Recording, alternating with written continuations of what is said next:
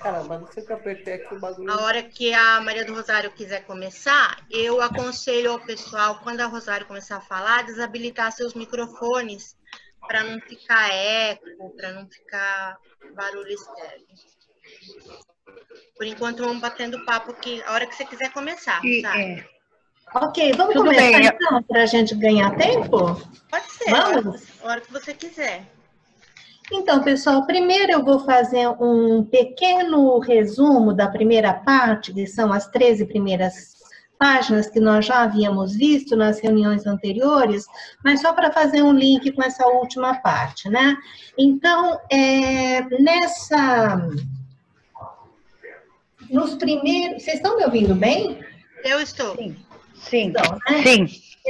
Nessa primeira parte do prefácio, né, o Francisco Beaufort, ele justifica o gênero ensaio, ele diz que não se trata de mais uma nova teoria, esse livro, né, mas da prática e que as suas ideias, as ideias de Paulo Freire, aqui no caso, elas estiveram ao alcance do grande público, mais através de gêneros orais, como conferências, palestras e polêmicas, do que através de textos acadêmicos, né?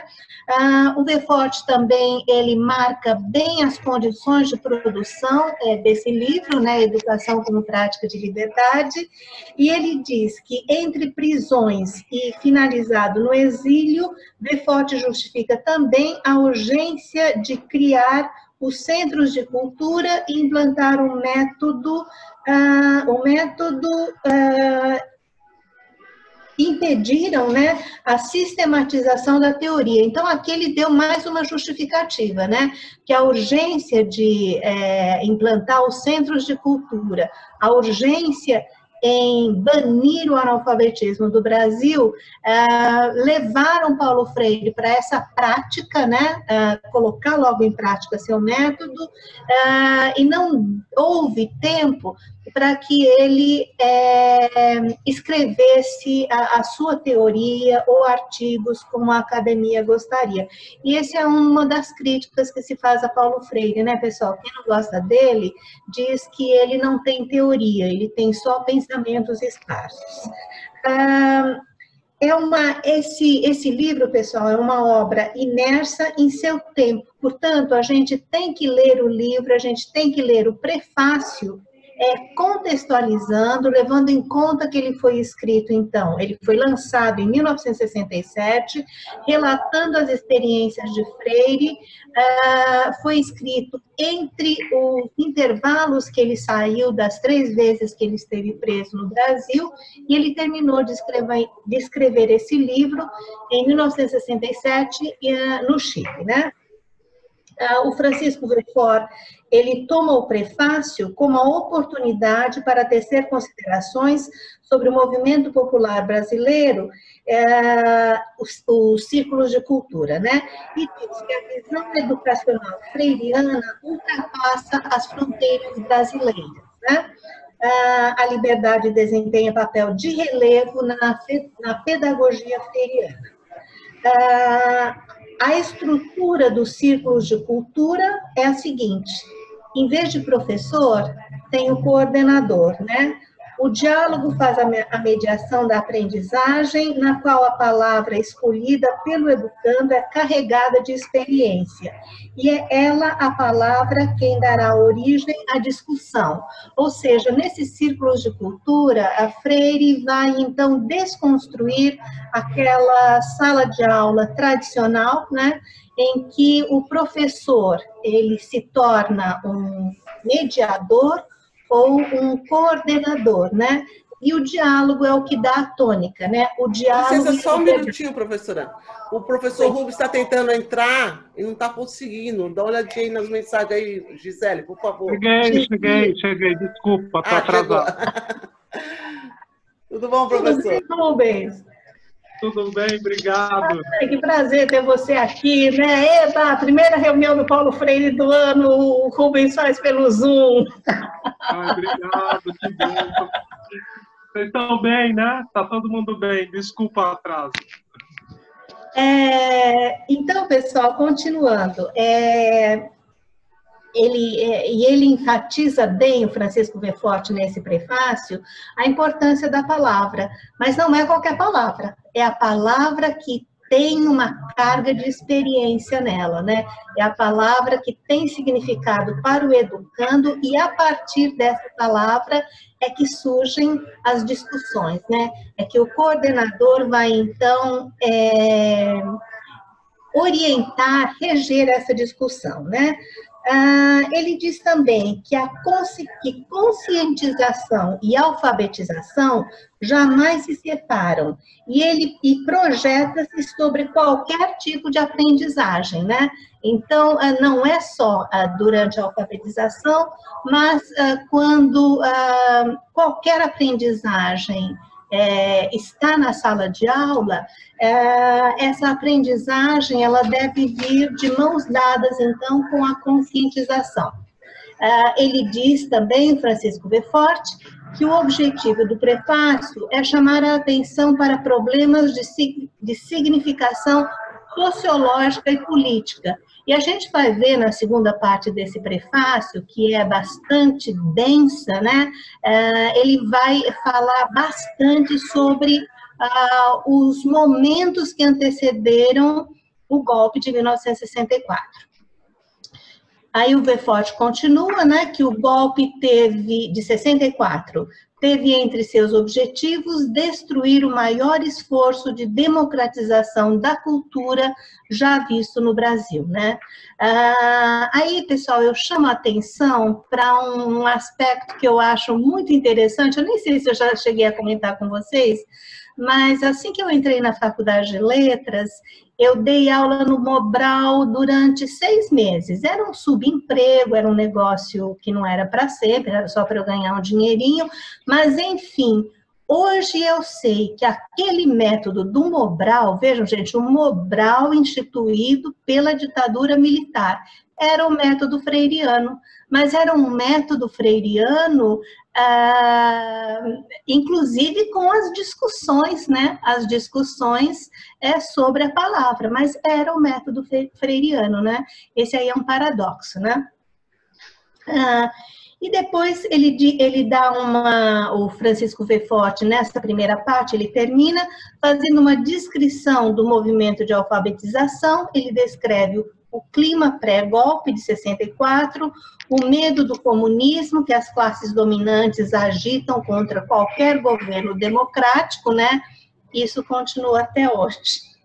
E temem que a população se revolte. A conscientização abre caminho para a expressão das insatisfações sociais, né? Então, essa ênfase, né, no conceito de... Eu acho que alguém precisa desligar o microfone, né? Tá, então tá. Essa ênfase, né, pessoal, na conscientização, mostra bastante, né, que esse é um dos medos, né, das classes dominantes, que o oprimido, através da educação, se torne consciente de que ele é justamente essa consciência. Vocês estão ouvindo bem, pessoal? Tá. Então, tá. Pessoal, aqui eu fiz um resuminho da primeira parte do prefácio, né? Agora eu vou falar um pouquinho sobre a segunda parte. Nessa segunda parte, o Verfort, ele vai dar uma ênfase muito grande no processo que foi, não é uma ênfase grande, a segunda parte toda é uma descrição, né, do processo de... Eu acho que tem alguém com alguma televisão, algum rádio ligado, não tem, gente? Tem alguém com televisão, rádio ligado? O microfone dela. Vânia, você desliga o seu.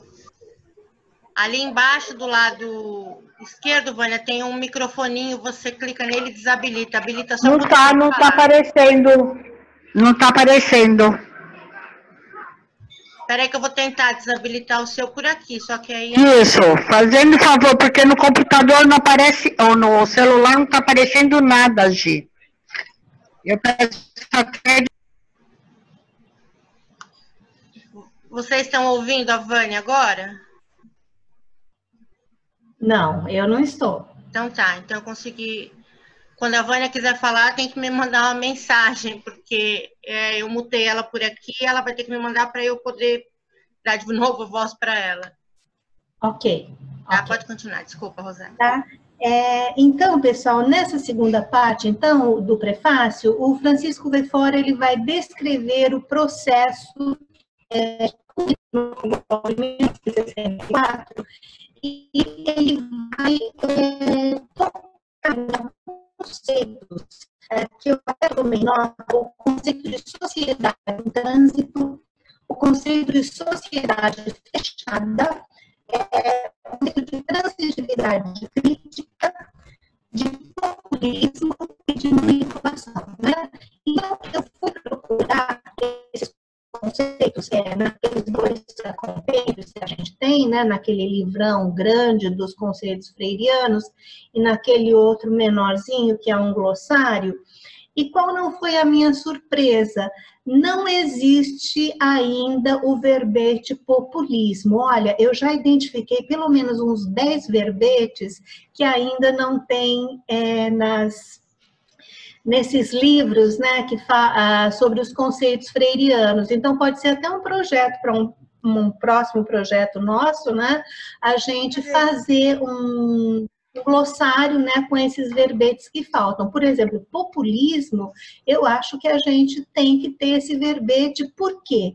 Porque nessa segunda parte do prefácio do Verfort, ele fala muito em populismo, e pelo que eu aprendi da leitura, o conceito de populismo usado pelo Verfort não é o conceito que atualmente as pessoas têm de populismo, né? Ou não é o conceito que a gente lê nos jornais, assiste nos telejornais, né?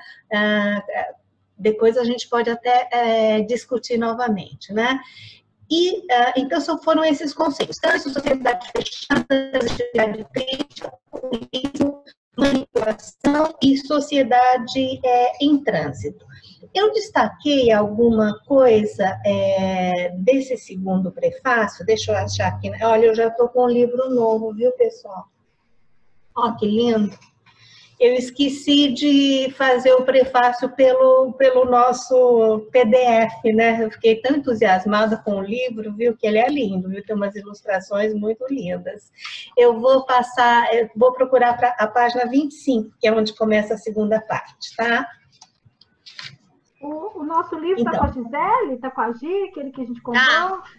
Estão comigo. Se vocês quiserem que eu peça um motoboy para levar... É que o motoboy só entrega em Santos, na cidade de Santos. Eu posso pedir para ele levar. Ele me cobra R$5 cada viagem. Se for aqui por perto do Gonzaga, se for na ponta da praia, acho que ele cobra 7. Mas eu posso ir com ele fazer um pacote para mim? Todo mundo que quiser que eu mande pelo motoboy, me manda o endereço certinho lá no grupo. E aí eu mando pelo motoboy. O da Rosário eu mandei pelo motoboy. E o da Irene também eu mandei pelo motoboy. Então, se alguém quiser, me dá um alô e eu faço os pacotinhos e mando pelo motoboy. Fala, Rubens. Tem que pôr o som. Então, se você puder enviar pelo correio, né, você verifica, porque tem o peso, né? A postagem não é cara, mas tem o peso, e aí eu te faço a transferência do valor. Acho que na quarta ou quinta-feira eu tenho que ir ao correio, de qualquer forma, que eu tenho que mandar umas máscaras aí para o interior de pessoas que me encomendaram. E aí eu já vejo quanto é que fica, me manda seu endereço certinho, que eu já vejo lá quanto é que fica a postagem. Postagem normal, né? Sem ser Sedex, né? Sedex está R$ 22,50. A postagem normal acho que é mais baratinha. Mas se você entrar no correio, com o CEP, você já consegue calcular já. Né? Mas ao invés de não manda por Sedex não, porque vai sair caro. E ele está gastando o mesmo tempo da registrada. Se você mandar pela registrada, a gente consegue rastrear por se tratar de livro. Tá. Eu vejo isso na quarta ou quinta, eu vou no correio, eu já vejo isso, tá bom? Beleza. Então, pessoal, voltando aqui, né? Nessa segunda parte, eu selecionei alguns trechinhos que eu vou ler e depois eu gostaria que a gente comentasse, né?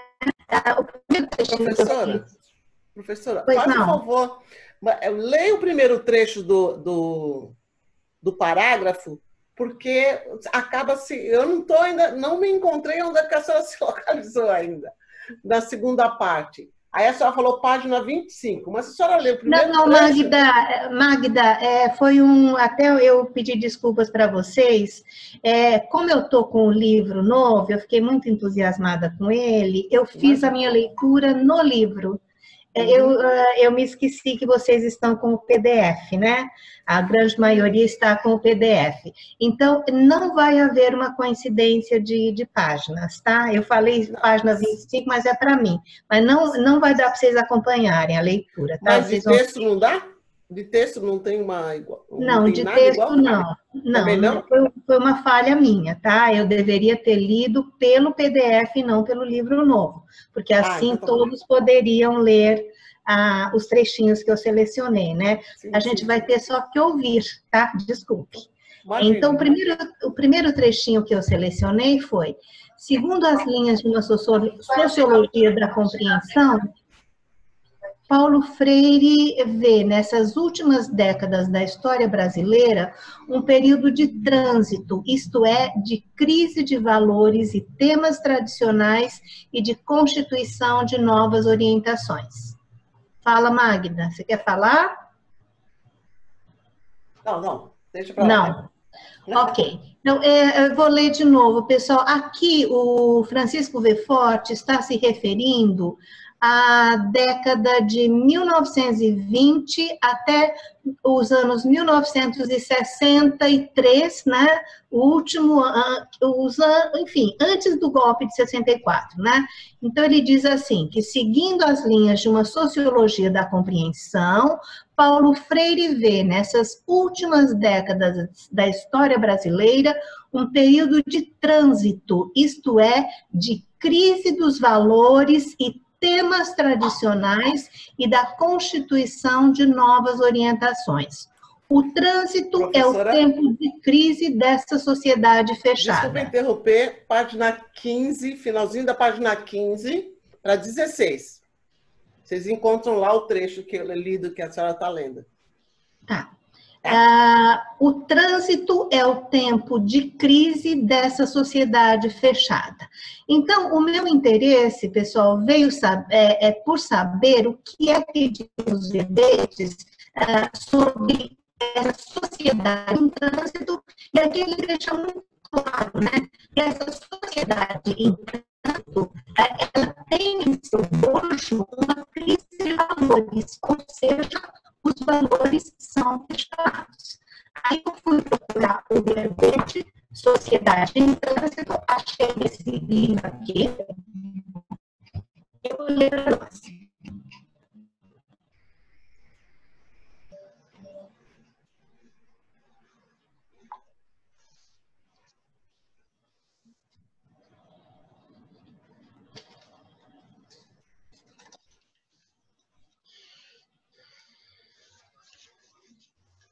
Trânsito ou transição é um conjunto de mudanças que faz com que a sociedade prossiga em busca de novos temas e de objetivação. A sociedade constituída por suas crenças, valores, concepções está em questionamento e reflexão constantes. Quando essas reflexões e mudanças provocam um rompimento de equilíbrio, as crenças e os valores decaem, surgem novos valores que buscam a perfeição e a plenitude. Este período de busca da plenitude é chamado de trânsito ou de transição, né? Então, aí a minha interpretação é que as décadas que aquela década de 1960, quando foi implementado os ciclos de cultura, aquilo ali o Brasil estava vivendo uma sociedade em trânsito, ou seja, uma sociedade que questionava valores antigos e buscava ressignificá-los, né? Aí, embaixo do verbete, né, há uma citação sobre sociedade em trânsito, só que não é do Educação como Prática de Liberdade, é do Educação em Mudança, mas mesmo assim eu vou ler para a gente. Não há transição que implique um ponto de partida, um processo e um ponto de chegada. Toda manhã se cria no ontem através de hoje, de modo que o nosso futuro baseia-se no passado e se corporifica no presente. Temos de saber o que fomos e o que somos para saber o que seremos. Nutrindo-se de mudanças, a transição é mais que as mudanças, implica realmente na marcha que faz a sociedade, na procura de novos temas, de novas tarefas, ou mais precisamente, de sua objetivação. Então, eu se pudesse, se me pedissem para resumir essa sociedade em trânsito em uma palavra, eu acharia que é a palavra busca, né? Essa sociedade em trânsito, ela está fazendo uma autocrítica, buscando outros valores, ela quer sair de um ponto para chegar em outro, né? É isso. Alguém quer comentar alguma coisa? Não? Eu não estou podendo deixar, quando eu deixo o meu no mudo, a voz da Rosário fica falhando para todo mundo, então eu tenho que deixar o meu habilitado, porque acho que é porque eu sou a hostess da reunião, né? Então eu estou deixando o meu som habilitado, estou tentando o máximo silêncio aqui, para poder, senão a voz da Rosário falha, por isso que a voz dela está falhando em alguns momentos, quando eu ponho no mudo, tá bom? Ok. Vou continuar, pessoal. Ok, obrigada. Pessoal, o outro trechinho que eu selecionei agora do livro Educação com Prática de Liberdade, do prefácio, né? A democracia e a liberdade encontram-se esboçadas nessa etapa de transição como possibilidades históricas. Elas não se efetivam sem luta. Ou seja, a democracia e a liberdade, ela, para Francisco Verfort, a visão de Paulo Freire nos diz que ela não pode ser beijada, que a liberdade e a democracia, elas têm de ser conquistas, né? E, em seguida, o Verfort continua. A consciência transitiva significa, segundo este ensaio, o reconhecimento da consciência histórica, as massas estão dentro do jogo, agora não mais exclusivo das elites, e os temas em luta não lhes são estranhos. Pelo contrário, eu vou repetir. A consciência transitiva significa, segundo este ensaio, o reconhecimento da consciência histórica. As massas estão dentro do jogo, agora não mais exclusivo das elites, e os temas em luta não lhes são estranhos. Então, vejam, aqui é importante a gente assinalar que essa consciência transitiva marca uma entrada do povo, né, da população, eu diria, menos privilegiada, no jogo político, que nesse instante, nessa consciência transitiva, ela não é mais exclusividade da elite. E aí eu fui buscar também o verbete, né, consciência transitiva, né? O que é que isso significa? Gi, acho que terminou. Vamos para a próxima? Eu vou passar o link da próxima no nosso grupo. Todo mundo, eu vou dar o end meeting. Essa reunião foi gravada, tá? Então ela vai estar à disposição das pessoas que quiserem ver depois, até para aqueles que não conseguiram entrar. Então eu deixei gravando. E aí depois eu só preciso ver como é que eu faço para disponibilizar esse vídeo ou se vocês recebem automaticamente o link. Mas eu vou então para a próxima e vou passar lá no grupo o link da próxima reunião, tá, gente? Vou fechar essa daqui. Beleza, até mais.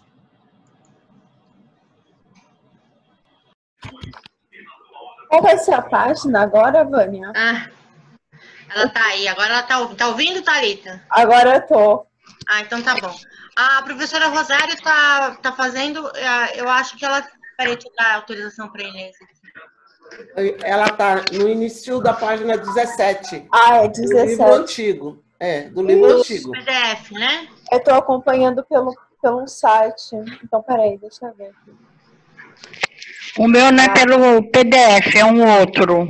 O meu também é. Aí eu não sei. Mas eu fico escutando, né, a professora falar, não vou acompanhar. Depois eu leio novamente. Vânia, de dá qualquer um Ctrl forma, F. está sendo gravada a reunião e aí depois vocês podem assistir, anotar, fazer anotação. Então tá bom. Dá um então Ctrl F me preocupar. E coloca a seguinte frase. Quando se abre a crise da antiga ordem. Quando o quê? Se abre a crise, da antiga ordem. Ponto. Tá. Deixa eu ver aqui. Achou?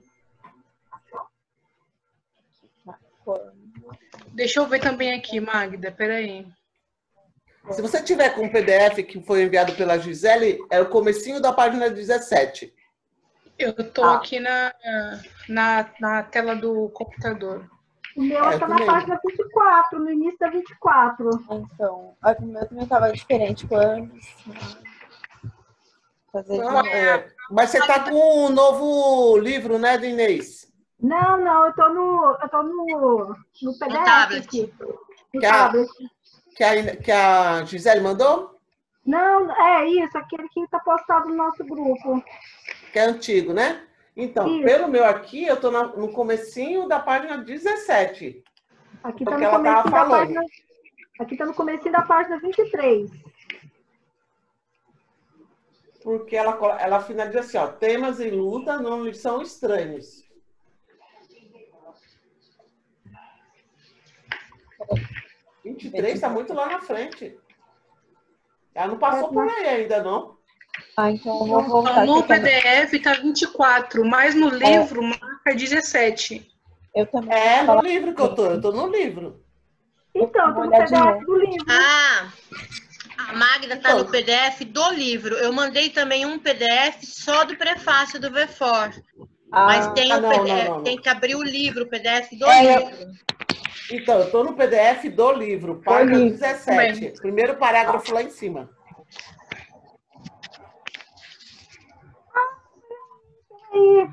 Desculpa. Tá na página. É porque eu tô olhando. Olha que tem duas páginas. Tem uma aqui e a outra aqui. Eu tô olhando na página do PDF. É 17 mesmo. É 17, é. Tá aqui embaixo. Eu achei também agora. É página 17 mesmo. Do ponto de vista das elites, né? Agora eu achei. Isso, ela parou lá onde está assim, no primeiro parágrafo, ela parou assim, as massas estão dentro do jogo, agora mais exclusivo das elites. E os temas em lutas não lhes são estranhos. Ela parou aí. No meio da frase. Não, ela parou, porque aí depois vem, pelo contrário. É o finalzinho do primeiro parágrafo. Do segundo, né? Que dá uma sequência. Qual é a palavra que começa o parágrafo? Se for na página 17, é lá em cima. Não, eu tô com o livro novo. Tá com o livro novo? Ela estava na página 20 e pouco no livro novo. Olha ela aí. Oi, pessoal. Voltamos, né? Gisele, no livro novo, eu vou começar a comentar a página 26, tá? E para quem está com a apostila, eu dei uma olhadinha na minha apostila, abram na página 16 o característico desse período, o primeiro parágrafo. Agora achei, consegui. Então, nesse parágrafo, o característico desse período, né? Na primeira, segunda, terceira, quarta, quinta, sexta, na sétima linha, a consciência transitiva, acharam? Sim. Primeiro ponto, A consciência transitiva significa, segundo este ensaio, o reconhecimento da consciência histórica. As massas estão dentro do jogo agora, não mais exclusivo das elites, e os temas de luta não lhes são estranhos. Pelo contrário, né?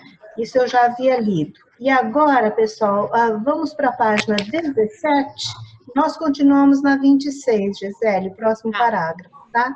Na página 17, de quem está com a edição antiga, né? O PDF, parágrafo do ponto de vista das elites. Acho que todo mundo achou, né? Então, vamos ler. Do ponto de vista das elites, a questão se apresenta de modo claro. Trata-se de acomodar as classes populares emergentes, domesticá-las em algum esquema de poder ao gosto das classes dominantes. Se já não é possível aquela mesma docilidade tradicional, se já não é possível contar com a ausência, torna-se indispensável manipulá-las de modo que sirvam aos interesses dominantes e não passem dos limites.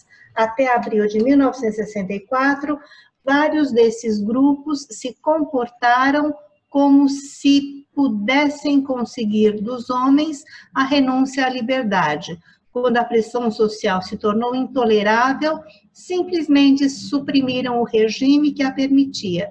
Esses últimos anos da história brasileira nos fazem crer que o ponto de vista das elites não é totalmente desprovido de realismo. Se é verdade que com a crise da ordem tradicional a consciência popular consegue transitivizar-se, isto de modo algum quer significar, segundo o autor deste livro, que possa alcançar de imediato, sem trabalho e esforço, o estado de transitividade crítica. E a consciência transitiva ingênua, essa condição de disponibilidade sem objetivos autônomos claros, é, em verdade, a matéria-prima da manipulação elitária, né? Então, aqui, novamente, o Francisco Beaufort chama a atenção para o fato de que, durante o governo João Goulart, né, aquele governo que caiu, havia uma certa conscientização das classes populares, né? Entretanto, essa conscientização, ela não acontecia de uma maneira como eles previam, essa é a minha interpretação, né? Aí, o Beaufort nos diz, né, que essa transitividade, né, essa busca por outros valores, por uma renovação por parte da sociedade, ela tem que se transformar numa transitividade crítica. E aqui na nossa edição, essa transitividade crítica, ela aparece destacada em itálico, né? Então, eu fui buscar o verbete para ver o que é que os pesquisadores disseram sobre transitividade crítica. E aqui ele se refere, então, às classes populares, né? Eu vou começar a ler o verbete, tá? Transitividade crítica é um processo que depende de uma educação dialogada e ativa com responsabilidade social e política, ou seja, a transitividade crítica, ela se refere às massas populares, né? Ela está diretamente ligada à educação, e a educação, eu entendo essa educação como a educação formal, a educação da escola, a educação que segue a legislação, né? Aí, logo em seguida, no verbete, eles copiam um trechinho desse nosso livro, Educação com Práticas de Liberdade. Começa assim: a transitividade crítica, por outro lado, a que chegaríamos com uma educação dialogal ativa, voltada para a responsabilidade social e política, se caracteriza pela profundidade na interpretação dos problemas, pela substituição de explicações mágicas por princípios causais, por procurar testar os achados e se dispor sempre a revisões, por despir-se ao máximo de preconceitos na análise dos problemas e, na sua apreensão, esforçar-se por evitar deformações, por negar a transferência da responsabilidade, pela recusa a posições quietistas, por segurança na argumentação, pela prática do diálogo e não da polêmica, pela receptividade ao novo, não apenas porque é novo, e pela não recusa ao velho, só porque é velho, mas pela aceitação de ambos enquanto válidos, por se inclinar entre as arguições. Ou seja, pessoal, essa transitividade crítica, ela exige do sujeito, né, que ele pense, que ele reflita sobre o novo e fazendo aí uma dialética com o velho, né, com a velha ordem, mas nunca achando que porque é novo é bom ou porque é velho é ruim. Mas essa transitividade crítica, ela exige do sujeito, do indivíduo, né, essa reflexão, né, essa reflexão individual. Depois, pessoal, o próximo trechinho que eu selecionei, eu não consegui achar na apostila, tá, pessoal? Nós vamos ter que ler. Deixa eu ver que página. Deixa eu falar uma coisa, Rosário. Pode falar. Pode falar. Assim, pensando nisso tudo que nós estamos vivendo, né, que a gente está vivendo algo que é novo, né, e aí eu vi eu já vi tantos debates, e falando assim, uma das dificuldades também da aderência de algumas das pessoas, até a questão do... que tem pessoas que às vezes podem ficar no distanciamento, mas acabam não ficando, porque tem pessoas que não podem ficar. Hoje eu vi um relato, nossa, muito triste. Mas aquelas que podem e que acabam não aceitando esse momento de ficar, e aí eu vi assim, que acaba sendo de pessoas, às vezes de pessoas que não têm essa visão crítica do que está acontecendo, pelo fato de a gente ter no nosso país uma baixa escolaridade formal. Então, isso também acaba contribuindo, né, não é um fator só, mas que acaba contribuindo para essa dificuldade da aceitação desse novo que nos impõe, né, de uma forma muito rápida, né, sem muitos... A gente não tem precedentes, né? E, então, eu estava fazendo a correlação dessa dificuldade com a questão da formação, da formação mesmo, formal, escolar mesmo, né? Não sei se cabe aqui nisso que você leu, mas eu fiquei pensando nisso. Assim, claro que sim, Inês, cabe sim. Agora, mais adiante, ele vai falar também do papel de uma determinada classe social manipulando as massas populares, né? Que é isso que a gente vê hoje em dia. Foi um trecho que eu achei que foi um dos que mais se encaixam com o momento que a gente tem visto, né? Porque o golpe de 64 não ocorreu se não fosse a classe média, se não fossem as machadeiras, né? O golpe que derrubou uma presidenta eleita também teve uma participação da classe média que foi em massa para as ruas, né, manipulada, né, pela elite, e Francisco Verforte diz isso em 1967, né, no prefácio ao livro, e ele não tinha bola de cristal. Então, é uma análise sociológica que ele faz super bem feita.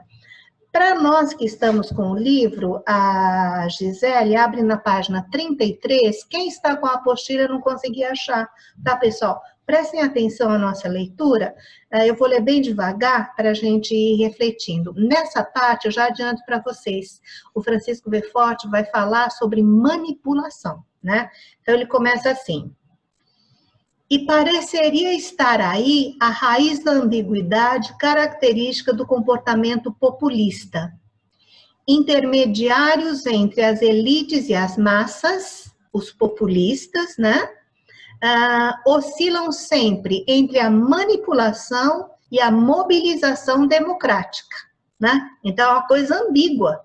Como é que se busca uma mobilização democrática ao mesmo tempo em que se manipula? né? Só um pouquinho. Entre a defesa das Página reivindicações... 22. Página Entre a 22. defesa... Então, pessoal, PDF. página 22, o parágrafo começa. A manipulação populista não poderia, ok? Só que aí eu vou, o trecho que eu grifei fica na primeira, segunda, terceira, quarta, na quinta linha, ok?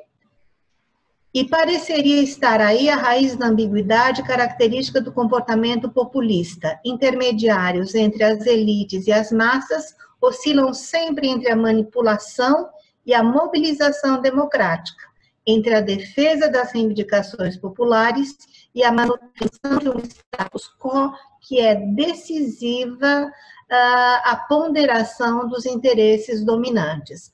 Então, vejam, pessoal, como eu havia dito para vocês no comecinho da nossa reunião, eu não encontrei nem no dicionário de conceitos, nem no glossário, um verbete para populismo, né? Aqui, Francisco Verfort, eu interpretei que ele chama de populista o governo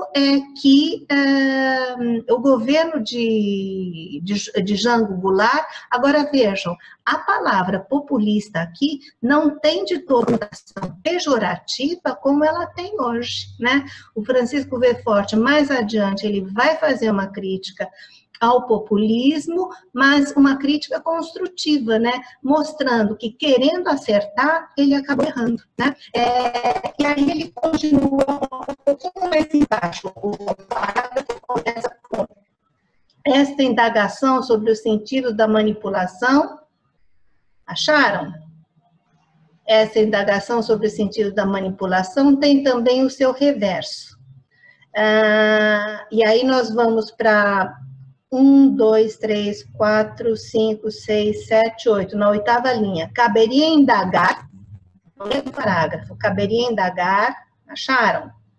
Caberia indagar se a experiência brasileira de mobilização educacional realizada por vias institucionais, ou seja, vias legais, vias de políticas públicas estabelecidas pelo Ministério da Educação, pelo governo, né? Então, caberia indagar se a experiência brasileira de mobilização educacional realizada por vias institucionais não conduziria, paradoxalmente, a resultados contrários do cliente. Olha, pessoal, isso aqui também super atual, né? Porque nós tivemos 2 governos, nós tivemos 14 ou 16 anos, né, de governos de esquerda, e a educação, né, a legislação que durante esses anos foi feita por governos libertários, parece que não surtiu efeito, né? Parece que não. Parece que não houve aquela conscientização que se esperava, né? Ao promover a mobilização através do Estado, o educador não estaria comprometendo, através dos resultados políticos de sua ação, seu próprio projeto de criticização da consciência popular. Todos sabemos o que pretendem os populistas no Brasil, como em qualquer país da América Latina, com a mobilização das massas. Cada homem um voto. E aí está todo o problema. Pois, do ponto de vista dessa pedagogia da liberdade, preparar a democracia não pode significar apenas preparar para a conversão do analfabeto em eleitor, né? Então, essa é a crítica também, uma das que ele vai fazer ao longo do seu texto para o populismo, né? E depois, pessoal, eu vou resumir aqui, eu vou pular algumas, essa vai encerrar, é a última que eu fiz, né? Ele termina a sua reflexão, né, sobre o processo que culminou com o golpe de 1964, que a gente tem que levar em conta também uma coisa, né, pessoal? Os círculos de cultura, o método Paulo Freire, ele teve todo o apoio do governo Jango Goulart. Ele teve todo o apoio do que aqui eu acho que Francisco Verfort chama de governo populista, né? Então, houve um imenso apoio das instituições, né? Entretanto, esse apoio parece que deu errado, porque teve um golpe. Então, a conclusão a qual o Verforte chega, eu vou ler agora para vocês, né? Ele diz assim: o preço de tantos equívocos, né? Equívocos por parte do governo, Jango Goulart, por parte das políticas públicas, né? Foi o golpe de Estado em abril de 64, que se abateu sobre o governo populista como um raio em céu azul. Os líderes não se deram conta de que essas massas, das quais queriam apenas os votos, nada poderiam oferecer-lhes como apoio em uma situação de violência. Em abril, os grupos reacionários chamaram as armas e não as urnas. Eu vou ler de novo o finalzinho, tá, pessoal? O preço de tantos equívocos foi o golpe de Estado em abril de 64, que se abateu sobre o governo populista como um raio em céu azul. Os líderes não se deram conta de que essas massas, das quais queriam apenas os votos, nada poderiam oferecer-lhes como apoio em uma situação de violência. Em abril, os grupos reacionários chamaram as armas e não as urnas.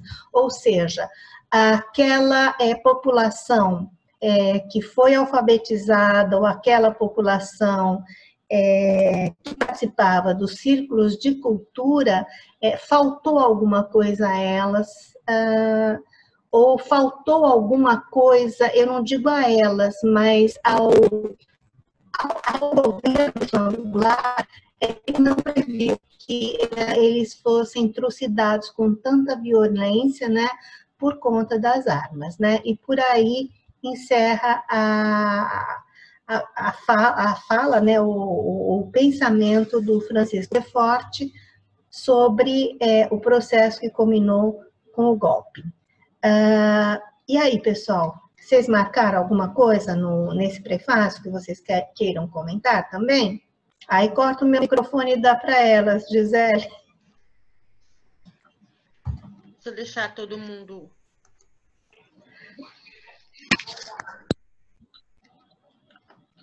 É impressionante como a história se repete, né? Sim. Vocês me ouviram? Sim. Sim, sim.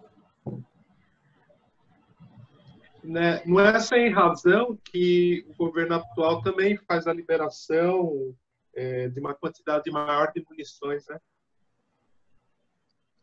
Maior de quê, professor? Munição, bala. Ah, munição.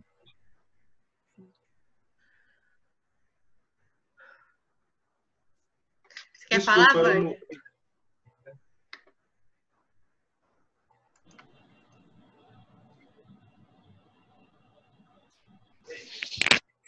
Não, o Rubens falou em arma, e eu estou fazendo o sinal que hoje em dia a gente vê as crianças fazendo, né?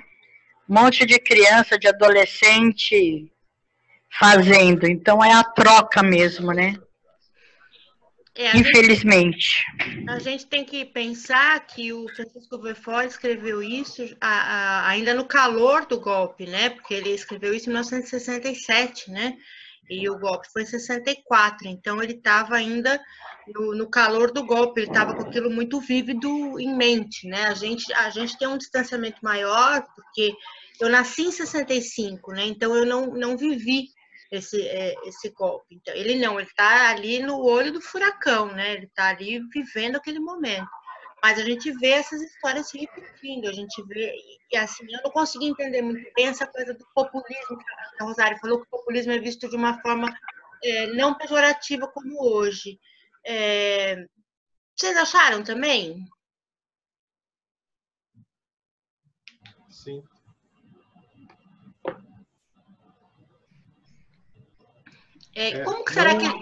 Como será que ele via esse populismo, né? Como é que ele falava desse populismo? De uma forma mais, talvez mais ingênua?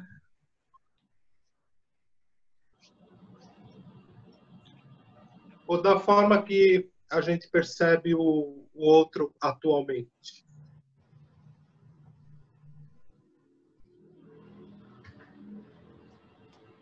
É uma pergunta interessante essa, né? Repete a pergunta, Rubens. Ou da forma que a gente percebe algumas pessoas atualmente. O populismo? Sim. Eu acho que hoje o populismo tem isso que a Rosário falou, de ser uma coisa mais pejorativa, né? Atualmente a gente vê essa palavra como mais pejorativa. Eu às vezes vejo o populismo como uma coisa muito assim, para agradar aqueles que têm uma escolaridade média, né? Para agradar a média. E da média para baixo, eu vejo esse populismo, mas eu queria entender um pouco melhor como que o VFOR via esse populismo. Em um aspecto, o VFORT, ele, numa parte do prefácio, ele diz que o populismo se alia à elite, às vezes, né? E que essa aliança, ela é interesseira, ela quer voto, mas nem sempre ela dá certo. Então, é isso que eu tô falando. O populismo aliado a essa elite, talvez para convencer ou para arrebanhar, né, as classes média e baixa, talvez seja isso? Então, eu também fiquei com uma dúvida. Vejam o que vocês acham, pessoal. Quem leu o prefácio, mas eu fiquei com uma dúvida se o populismo, aqui no caso do prefácio, também pode ser interpretado como uma classe média, né? Uma classe média aliada à elite. Tentando manipular essas classes populares, né? Eu achei que a gente poderia também interpretar dessa maneira. Isso, é isso que eu tô imaginando, é isso que eu tô meio que interpretando, que acredito que esse populismo aliado a essas elites seriam mais para arrebanhar as classes mais populares, né? E aí a média vai se juntando mais, porque a média sempre acha que ela é elite, né? A classe média sempre achou e continua achando que ela é elite, né? A classe média nunca se coloca como classe média baixa ou como classe média, eles acham que eles são elite. Mas então eu acho que então a classe média vai se aproximando cada vez mais para tentar arrebanhar as classes mais populares. Acho que numa intenção de conseguir votos, claro, de conseguir alianças, né?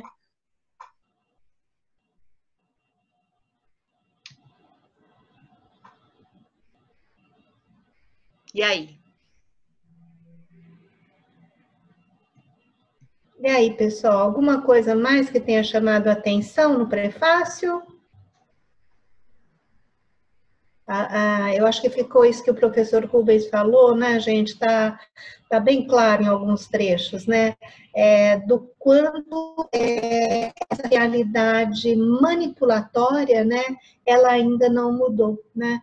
De como essa massa é manipulada para interesses escusos, né? Porque só a gente pensar nos dias de hoje, né? Como é que pode um monte de gente ser contra o isolamento, né, social, ser contra a gente fazer uma quarentena depois de tanta informação veiculada aí pelos especialistas, né, pelos médicos.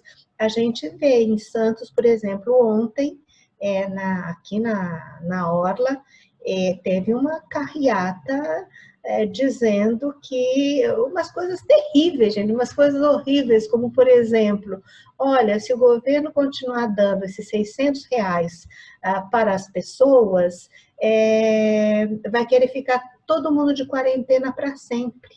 Olha o tamanho da cabeça de ervilha, gente. Né? Eu moro aqui ao lado da Praça Independência, né? E eu ouço as manifestações da minha casa. A Praça Independência continua como se nada houvesse. Muita gente transitando. Ainda ontem eu fui ao mercado, gente andando na rua sem máscara. Eu acho que parece que as pessoas acham que o Brasil está imune ou que neles não vai pegar aquela coisa, no meu vizinho pega, ou só pega em pobre. Eu não sei o que as pessoas estão imaginando. Porque depois de tanta morte pelo mundo, né, aqui no Brasil mesmo, depois de tanta morte, ainda as pessoas parecem que não caiu a ficha, né? E, pessoal, ele fala também dessa sociedade em trânsito, né? Esse conceito de sociedade em trânsito, e o Verfort diz que essa sociedade em trânsito, ela almeja uma mudança, né? Ela questiona valores. Vocês acham que a gente está vivendo esse trânsito? Eu acho que sim. Eu acho que a gente está vivendo um momento em que está se colocando alguns pingos nos is, né? Está se mostrando quem é quem, está se mostrando, está se dividindo, né? Eu acho que as coisas estão meio colocando as coisas nas prateleiras, né? Separando as coisas e colocando em prateleiras. Vamos ver quem é quem, como cada um reage nessa coisa do ser contra e ser a favor. As pessoas que são solidárias, né? Por exemplo, a Rosário falou dessa afirmação horrorosa, né, de que se continuar pagando R$600 não vão querer voltar nunca mais. Então a gente vê isso e eu acho que a gente pode imaginar que está sendo separado o joio do trigo, né? Todo dia eu estava falando, né? Acho que está separando o joio do trigo. A gente está vendo quem é quem, separando as pessoas e peneirando e mostrando quem é o solidário, quem não é, quem se preocupa com o próximo, quem não se preocupa, quem não está nem aí, quem acha que uma morte a mais tanto faz como tanto fez. Eu acho que a gente está meio que... Acho que se encaixa nisso dessa sociedade em trânsito, né? A gente está meio que se organizando, né? Eu não acho isso, não. Eu não sei. Desculpa aí. Hoje... Deixa eu... Acho que é mais do mesmo. Não sei. Posso falar? Deixa eu falar primeiro que eu pedi a palavra. O que acontece? Eu não vejo dessa forma, sabe, de tanto essa diferença de valores. Nós somos uma sociedade egoísta e individualista. Porque no momento em que você está preocupado, eu não acho que também, que nem a professora Rosário falou anteriormente a respeito dessas pessoas que estão fazendo uma passeata, não são qualquer pessoas, entendeu? Eu acho que elas têm um interesse e elas, assim, até que não peguem em mim, porque se pegar em mim, tem locais que eu ainda, não sei se foi em Manaus, que se paga para ter um atendimento particular, né?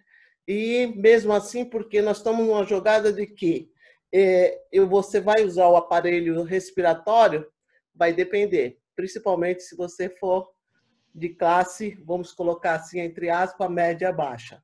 Se você pensar que uma pessoa em situação de rua chega na porta da UPA central, não é em qualquer lugar não, a nossa aqui, e ela não é permitida a entrada, é proibida a entrada dela, por conta das condições que ela se encontra, das vestimentas que ela está, e ela está com uma gripe, uma pneumonia, que não seja nem o Covid, mas ela não vai poder entrar, pelas condições que ela se encontra. Então, eu não vejo que a nossa sociedade seja uma sociedade que está com valores. Ela é valores até certo ponto. Entendeu? Não, deixa eu terminar e depois te dou a parte. Entendeu? Nós temos valores até certo ponto e quando não atinge a nós. Quando eu penso que eu tenho participado do CMAS, o que é o CMAS? É o Conselho Municipal de Assistência Social, mais ou menos há 1 mês e meio discutindo o que fazer com a população em situação de rua a partir do momento de dar máscara para eles, faz pia, dá álcool gel. Álcool gel para a população em situação de rua é champanhe, cara. Eles não vão pegar esse Covid, sabe por quê? Porque eles ingerem o álcool. Enquanto a gente está só na mão, ele ingere. E se ele bebe o metanol, que é vendido dentro do posto de gasolina, misturado com água, esse álcool gel é champanhe. Entendeu? Quando fala assim, vamos dar máscara para a população em situação de rua. Quem está levando para eles somos nós. Ele é a população que mais é imunizada a respeito disso. Sabe por quê? porque eles mexem no lixo, eles reviram lixo, eles vivem na sujeira, eles vivem expostos todos os dias. Quando a gente fala em pia para lavar as mãos, tudo bem, desde que tenha uma alimentação para eles não precisam cavucar os lixos. Entendeu? Então as pessoas passam 1 mês e meio discutindo uma possibilidade do que vamos fazer. Há 1 mês e meio, daqui a pouco, se eles tivessem que pegar, tinham morrido todos. Esse Covid-19 ele não chegou ainda realmente em alguns locais dentro das favelas. Que aí eles vão dizimar várias e várias pessoas. A gente está cada dia aí com uma problemática grande, entendeu? Mas só as covas que são feitas lá, para cada um estar em cima da outra, não são para aqueles que estão acima da classe média alta. São para a população que está lá pedindo, dizendo para eles assim, olha, sinto muito, não temos aparelho para o seu parente. Então, essas é o que me deixa indignada, tá? Que às vezes a gente fala assim, valores, desculpe, tudo bem, você deve ter os seus valores, mas a nossa sociedade não tem. Mas não é isso que não foi isso que eu quis dizer. Não quis dizer que a sociedade está melhor ou pior. Eu quis dizer que a sociedade está mostrando quem é. Né? Eu não sei quem foi que falou outro dia, no momento em que a gente tem que usar as máscaras, estão caindo muitas máscaras. É isso que eu estou falando. Está separando o joio do trigo. Acho que está mostrando quem é quem e o que é o que. Essa coisa da população de rua, eu tenho lido e acompanhado bastante. É preocupante. É absurdo. Então, eu só estou dizendo que essas coisas estão aflorando e as pessoas estão vendo mais. Quer dizer, quem quer ver, né? Quem tem olhos e quer ver. Mas eu acho que as pessoas estão vendo mais o que está acontecendo. Então, é isso que eu tô falando, né? A sociedade em trânsito daqueles que estão querendo ver, daqueles que estão querendo entender o que está acontecendo. Acho que está dando para mostrar mais, para aflorar mais o quem é quem. E até que ponto que a gente chega em distribuição de cestas básicas? Isso não teria que ser agora. Isso está aí. É um serviço do Estado. Ele tem que fornecer. A gente precisa ser solidário. É um dinheiro que vem todo mês, tanto para a população em situação de rua, para o centro pop, para todos os serviços da assistência social. Inclusive até mesmo para a saúde. Só que muitas vezes eu pergunto lá dentro do meu local de trabalho, precisamos humanizar a assistência social? A saúde tem feito esse trabalho aí, vem desenvolvendo esse trabalho já há algum tempo. E a assistência? Em termos de política. Porque a política, ela está lá, ela é concreta, mas cada um segue do seu modo, não segue o que está escrito lá. Eu vou fazer do meu jeito, se o meu jeito deu certo, é desse jeito que eu vou levar. Cada um faz do seu modo. Então, a gente erra quando cada um faz do seu modo e não faz os protocolos que tem que ser feito. Mas não vamos aqui, né? Coisa que tem a Inês para falar, tem a Costa. A Kézia também pediu a palavra.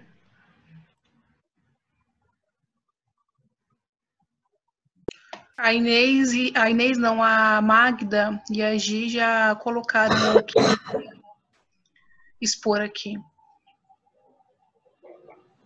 Obrigada.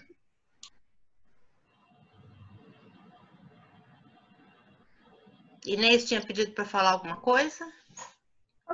Quando você falou depois da Magda, eu só acho que a gente está vendo mais do mesmo, né? Assim, acho que não tem tanta coisa assim diferente, né?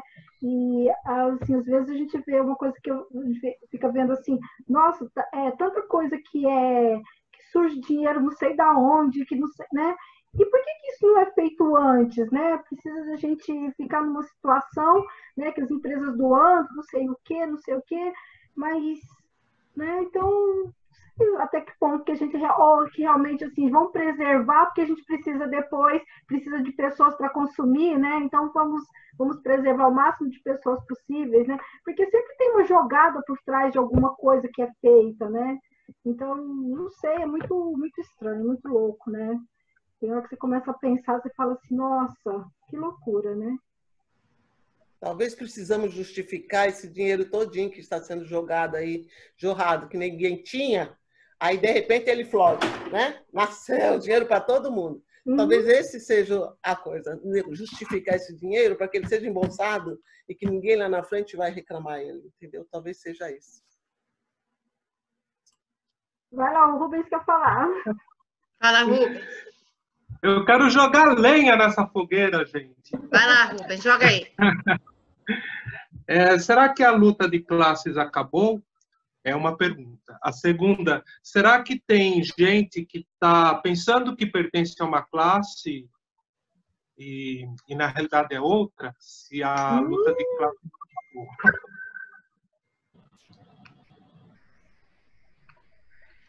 Como eu não consegui falar aqui, eu escrevi no grupo, que pego o mesmo gancho que o professor Rubens falou agora.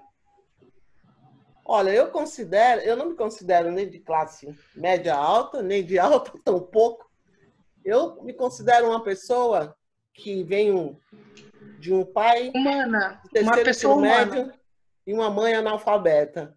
Então, eu não posso dizer que pertenço à terceira classe, e sim à classe trabalhadora da luta, batalha todo o tempo. E saindo disso tudo, olhando para essa sociedade que a gente está aí, entendeu? É pensar que talvez tenha assim, muita gente achando-se que é da classe alta ou média alta e nunca a menor classe, porque, se bem pensar, o nosso governo lá em cima, eles não querem saber, gente. Eles não querem. Todo esse dinheiro que está sendo jorrado aí é para justificar. A pobreza dá dinheiro. O cara dentro da prisão dá dinheiro. O pobre lá recebendo esses R$600, que serão por 3 meses, sendo que eles já justificaram, já tem uma fala aí de que já não vai dar o dinheiro para o segundo mês. Entendeu? Para pagar a segunda parcela. Então, aonde está? Entendeu? Agora você vê florir cestas básicas para tudo quanto é lado. Até 3 meses atrás, ou menos, você ia nos CRAS para pedir uma cesta básica, você tinha que estar pedindo, pelo amor de Deus, uma cesta básica. Qual é o maior interessado nisso tudo? São os empresários, são os nossos governantes. Entendeu? Quando a gente pensa a nível de mundo, aí você... Não, poxa, mas é o mundo inteiro. Sim, existe um interesse muito grande desse mundo inteiro, que está acima da classe média alta, da alta, da alta, da alta. Entendeu? Tem muito dinheiro em jogo disso tudo. Talvez a gente tenhamos aí um governo só. E isso acaba que nos levando a... Não vai ter alta, média.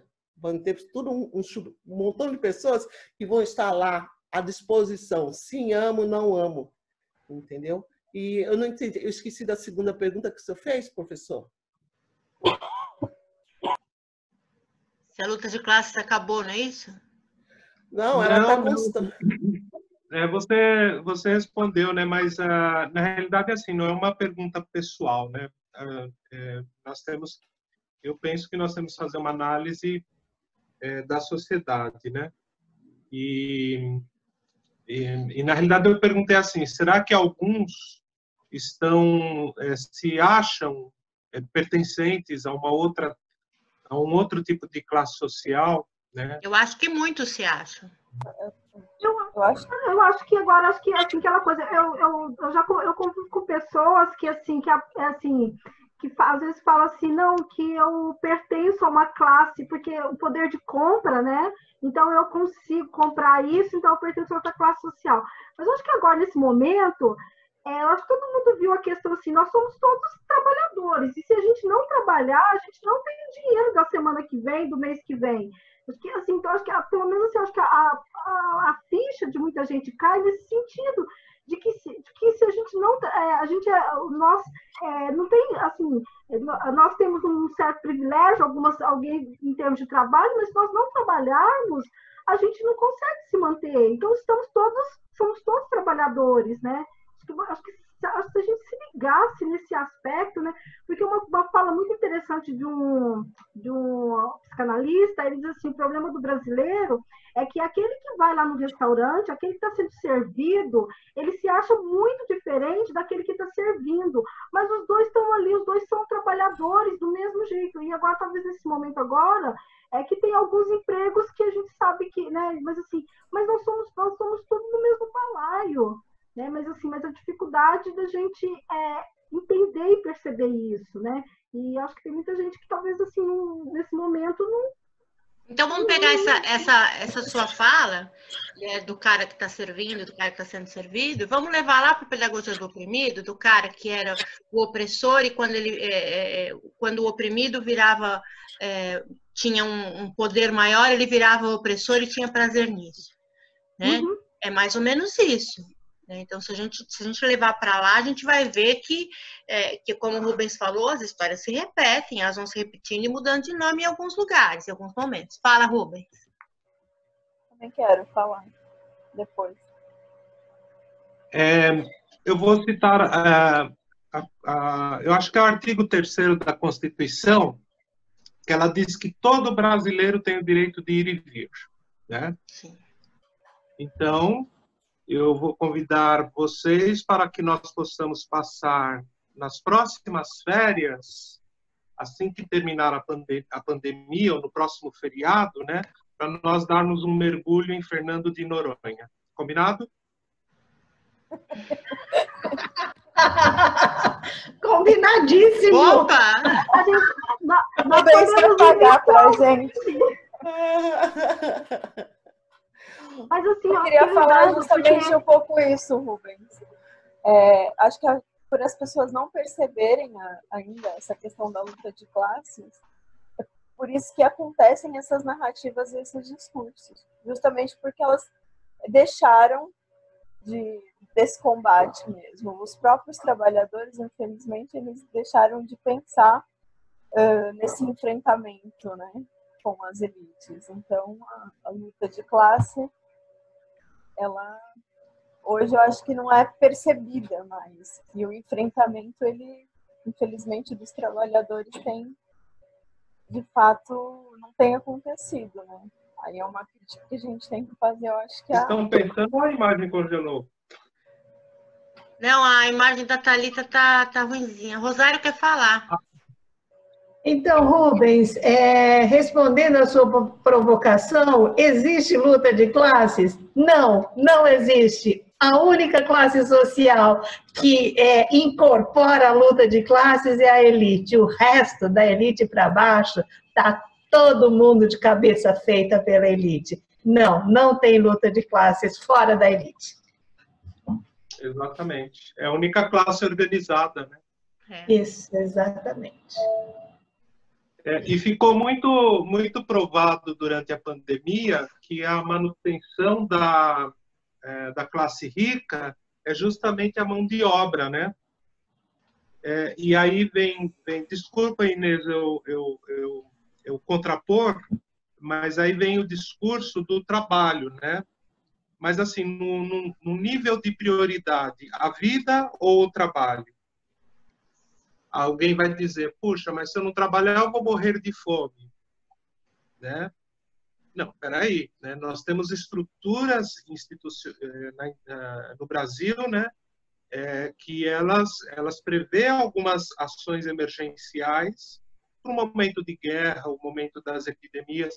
Eu acho que foi em 1974, se não me falha a memória, nós tivemos uma grande epidemia de meningite aqui no Brasil. Né? E nós tivemos um fenômeno. Eu era garota, assim, nós não podíamos ir para a escola, né? As escolas foram fechadas, o serviço não parou, é verdade, né? Mas nós tivemos um grande surto e mortalidade de crianças, enfim, várias pessoas com meningite. E os dados eles foram escondidos, né? Até hoje nós não temos. Atualmente nós temos aí alguns artigos que revelam mais ou menos quantas pessoas... Era porque era governo militar, né? Era governo ditadura. militar. Era ditadura. Ditadura, né? Então, os dados também naquele momento eles foram escondidos, né? Então, por isso que eu vejo assim que muita semelhança com alguns fatos que estamos vivendo hoje, né? E isso nos faz refletir muito, né? Sobre o modelo de sociedade que nós temos, né? O tipo de política que nós queremos, né? Bom, mas eu acho que esse momento é de reflexão. Eu paro por aí.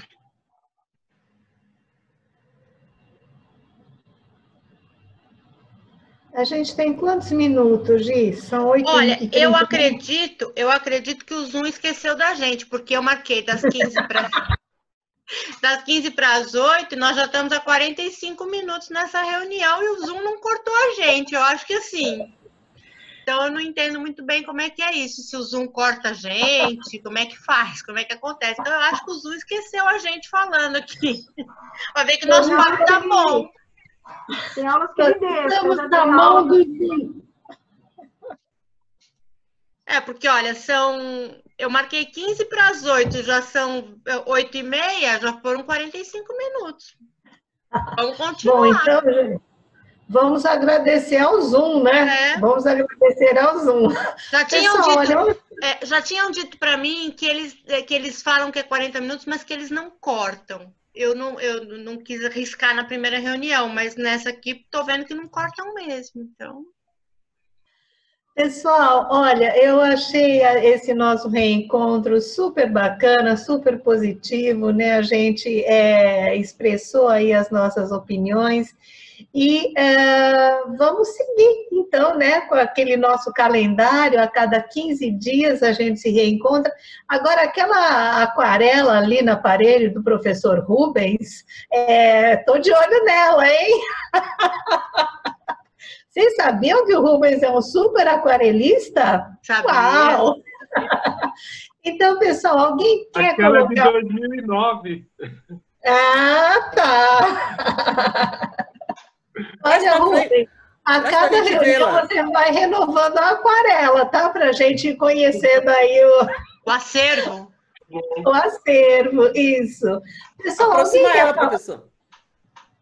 Alguém quer falar mais alguma coisa, pessoal? Aquarela, aproxima para a gente ver o detalhe. Ai, peraí. Eu estou fazendo outras.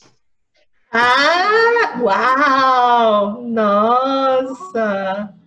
Mas depois eu vou mostrar um caderno, quando se for oportuno, que eu estou fazendo várias, aproveitando, né?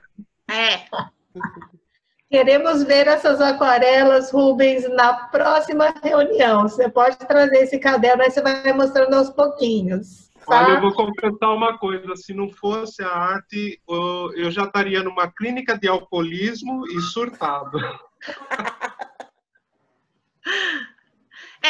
Eu também me encontrei com os trabalhos manuais aqui, fazendo as máscaras, passo a noite costurando, tem me preenchido bastante também. Verdade, viu? Porque é difícil, viu? É muito difícil. É duro mesmo, é duro a gente não poder sair na rua. Ai, que horror. Mas, enfim, pessoal, alguém quer falar mais alguma coisa antes da gente encerrar? Não, só quero dizer para a gente, eu vou colocar no papel o calendário que a Rosário tinha me passado, né, das pessoas que vão ler e tal, vou tentar organizar isso, e aí eu passo no grupo para todo mundo saber quais são as suas datas e as suas páginas, né, o próximo é meu, né, que a Rosário marcou para mim. E aí a gente já marca, eu já ponho lá direitinho quem é o quê, quem escolheu o quê, tá bom?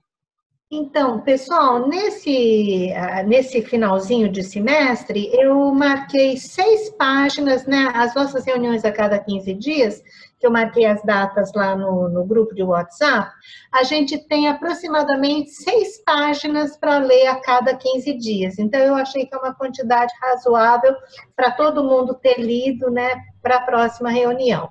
Só essa primeira reunião que foi pesado, né, foram quase 20 páginas que eu tentei resumir, mas, enfim, as outras vai dar para a gente ler com mais tranquilidade, tá bom? Então, olha, eu quero deixar um super abraço para vocês. E a vocês todos. Isso. Obrigado, saudades, pessoal. Abraço para todos. Professor. Abraço, pessoal. Beijo, até mais. Tchau, pessoal. Qualquer hora a gente marca um café nesse Zoom para todo mundo falar bobagem. Tá bom. Tá bom. Tchau, tchau. Tchau, beijo, beijo. Tchau.